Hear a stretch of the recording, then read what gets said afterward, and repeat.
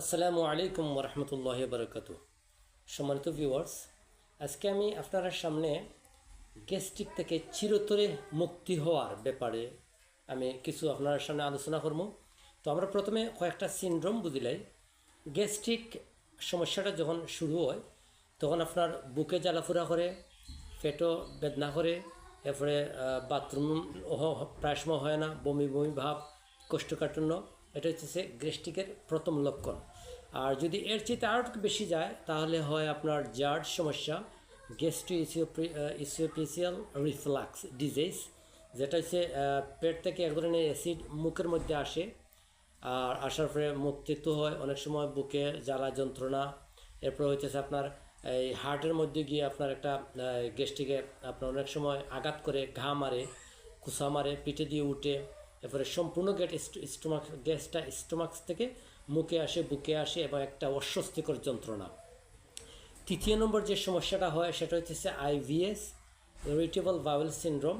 এটারও সেই মানে ডাইজেস্টের সমস্যা, আপনার যে পচনতন্ত্র যেটা, ওইটার মধ্যে অনেক সময় পুরাতন আমস্যা থাকে, সেই কারণে আপনি যত ধরনের ওষুধ খান না কেন আপনার কিন্তু কাজ হয় না।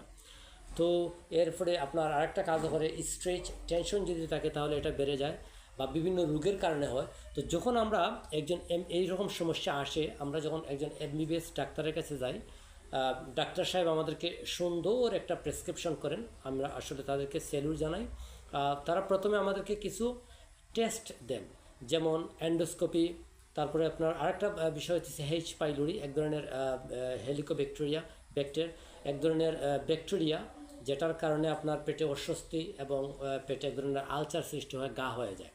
তো যাই হোক, তো এই সমস্যাগুলো সমাধান করার জন্য যাই হোক, তো আমাদের ডাক্তার সাহেব, যিনি গ্যাস্ট্রো বিভাগে বিশেষজ্ঞ অথবা এমবিবিএস ডাক্তার, তিনি আমাদেরকে প্রথমে এই সমস্যাগুলো সমাধানের জন্য কিছু টেস্ট দেন।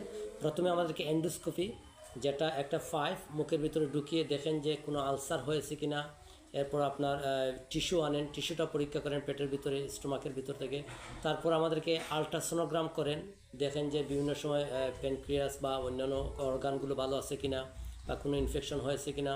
তারপর হচ্ছে আপনার কোলোনোস্কোপি, যেটা পাইপও দিয়ে করা হয়, যে মানে কোনো ধরনের কোলন ক্যান্সার হয়ে গেছে কিনা, বা অন্যান্য উপসর্গ। তারপর রক্ত পরীক্ষায় দেখেন এইচ পাইলোরি, এটা পজিটিভ কি নেগেটিভ, আপনার কোনো ব্যাকটেরিয়া আছে কিনা। অনেক সময় অনেক খাদ্য খাবার চাইতে এগুলো হয়ে যায়।